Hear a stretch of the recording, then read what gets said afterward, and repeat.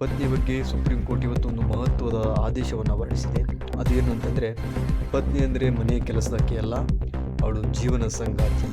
ಅಡಿಗೆ ಮಾಡುವುದು, ಮನೆ ಸ್ವಚ್ಛಗೊಳಿಸುವುದು, ಬಟ್ಟೆ ಒಗೆಯುವುದು ಸೇರಿದಂತೆ ಎಲ್ಲ ಮನೆ ಕೆಲಸದಲ್ಲಿಯೂ ಪತಿ ಸಮನಾಗಿ ಭಾಗಿಯಾಗಬೇಕೆಂದು ಸುಪ್ರೀಂ ಕೋರ್ಟ್ ಮಹತ್ವದ ಅಭಿಪ್ರಾಯವನ್ನು ವ್ಯಕ್ತಪಡಿಸಿದೆ. ಇವತ್ತು ಕರ್ನಾಟಕ ಹೈಕೋರ್ಟ್ ನೀಡಿದ ತೀರ್ಪನ್ನು ಪ್ರಶ್ನಿಸಿ ವ್ಯಕ್ತಿಯೊಬ್ಬರು ಸಲ್ಲಿಸಿದ ಅರ್ಜಿ ವಿಚಾರಣೆ ನಡೆಸಿದಾಗ ನ್ಯಾಯಮೂರ್ತಿಗಳಾದ ವಿಕ್ರಮ್ನಾಥ್ ಮತ್ತು ಸಂದೀಪ್ ಮೆಹ್ತಾ ಅವರಿದ್ದ ಪೀಠ ಈ ಮಾತುಗಳನ್ನು ಹೇಳಿದೆ ಅಂತ ಹೇಳ್ಬೋದು.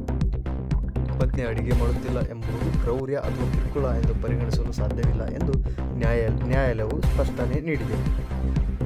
2017ರಲ್ಲಿ ಮದುವೆಯಾಗಿದ್ದ ಈ ದಂಪತಿ 2019ರಿಂದ ಪ್ರತ್ಯೇಕವಾಗಿ ವಾಸ ಮಾಡುತ್ತಿದ್ದರು.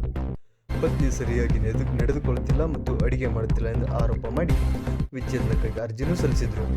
ನ್ಯಾಯಾಲಯ ಇವರಿಗೆ ವಿಚ್ಛೇದನ ಕೂಡ ಮಂಜೂರು ಮಾಡಿತ್ತಾದರೂ ಹೈಕೋರ್ಟ್ ಅದನ್ನು ರದ್ದುಗೊಳಿಸಿತ್ತು. ಇದನ್ನು ಪ್ರಶ್ನೆ ಮಾಡಿ ಪತ್ನಿ ಸುಪ್ರೀಂ ಕೋರ್ಟ್ ಮೆಟ್ಟಿಲೇರಿದ್ರು. ಕೋರ್ಟಲ್ಲಿ ವಿಚಾರಣೆ ನಡೆಸುವಾಗ ಪತ್ನಿ ಅಡಿಗೆ ಮಾಡುತ್ತಿಲ್ಲ ಎಂಬ ವಕೀಲರ ವಾದಕ್ಕೆ ಪ್ರತಿಕ್ರಿಯೆ ನೀಡಿದಂಥ ಸುಪ್ರೀಂ ಕೋರ್ಟ್ ಪೀಠವು ಕಾಲ ಬದಲಾಗಿದೆ, ಮನೆ ಕೆಲಸ ಕೇವಲ ಹೆಂಡತಿಯ ಜವಾಬ್ದಾರಿ ಅಲ್ಲ ಎಂದು ಕಿವಿಮಾತು ಹೇಳಿತು.